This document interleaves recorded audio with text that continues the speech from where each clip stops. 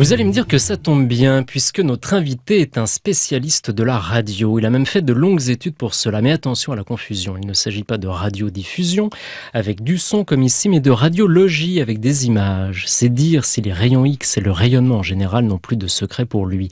Pourtant, c'est aussi dans les rayons des librairies que ses écrits rencontrent un certain rayonnement auprès du public.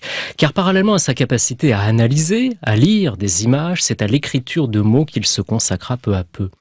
Il y a quelques jours, son nouveau livre, sobrement nommé L'exercice de la médecine, a permis à cet écrivain de plonger enfin ses personnages dans cet univers qu'il connaît tant, la médecine. À défaut d'en occulter la raison, nous tenterons au contraire d'ausculter ce sujet. Vous ne pratiquez plus aujourd'hui ?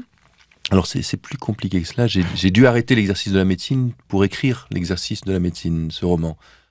Sometimes an experience of my own has given me an idea, and I have invented the incidents to fit it.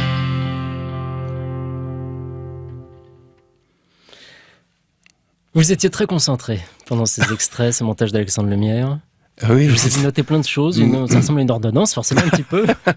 Oui, une page de... Vous écrivez mieux quand vous étiez médecin il y a quelques mois, non? Oui, maintenant, alors curieusement, on parle d'écriture de médecin, mais il faut analyser les écritures d'écrivain. Ce qui est vrai, me semble-t-il, c'est qu'il y a des liens extrêmement serrés, extrêmement forts entre la médecine et la littérature.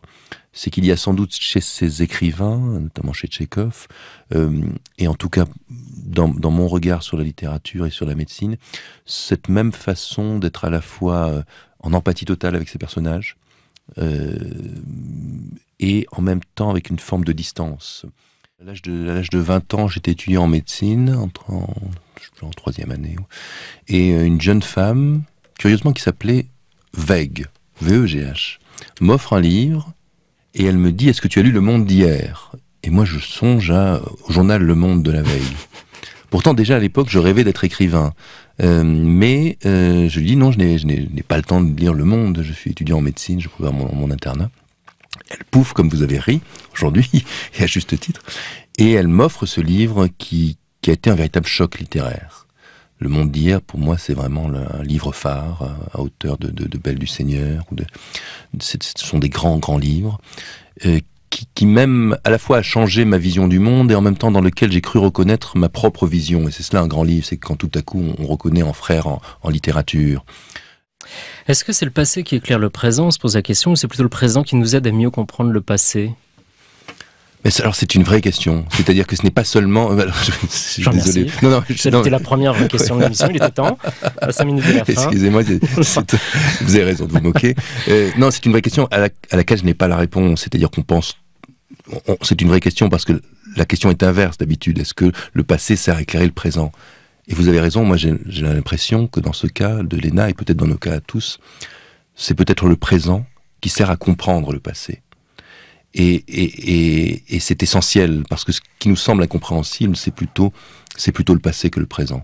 Donc si le présent éclaire le passé, moi je peux croire que le présent peut nous permettre de comprendre à la fois la monstruosité de ce qui s'est passé et la splendeur de ce qui s'est passé. Laurent Sexy, qu'on sort à l'instant de l'enregistrement de l'émission pour un oui, pour un son. Comment avez-vous vécu cette expérience, cette forme de consultation où les rôles sont inversés ? Écoutez, c'est très émouvant. Réécouter la voix à la fois guillerette, avec ce timbre un peu mélancolique, mais cette joie apparente d'Einstein, puis ces écrivains médecins qui finalement exercent, même si j'ai du mal à le dire, les mêmes métiers que moi, et ce rapport avec l'exercice de la médecine, puisqu'ils exercent le métier de la médecine et le métier de la littérature, et que ce livre est à la conjonction de ces deux vocations, c'était très émouvant.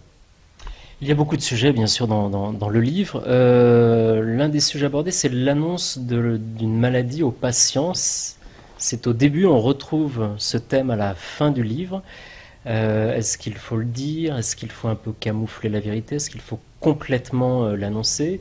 D'ailleurs, à la fin du livre, c'est un petit peu différent, puisque le médecin se retrouve à devoir annoncer à un proche, on ne va pas dire de qui il s'agit. Est-ce qu'il y a une bonne réponse à cette question, l'annonce d'un pronostic, d'une grave maladie à un patient? C'est toute la question de la vérité c'est comment dire la vérité. Alors elle se pose finalement chez tout être, lorsqu'il est en face d'un autre, elle se pose de façon beaucoup plus aiguë, beaucoup plus terrible et souvent beaucoup plus tragique pour le médecin et dans les cas graves, évidemment. Est-ce qu'il y a il n'y a pas de réponse? En tout cas, il y a ou alors des milliers. Chaque médecin a sa réponse. Y en a-t-il une de bonne? Il faut mettre la manière, il faut prendre des gants, il faut prendre du temps, même si le temps est compté. C'est ça la vraie difficulté, c'est que le temps est compté et il y a des légions de malades, et il y a finalement peu de médecins. Il faut avant tout se mettre à la place d'eux et garder une distance. Comment vous vous sentez à la sortie de ce livre? Alors vous savez, c'est toujours c'est une espèce de tremblement de terre où il ne se passe rien.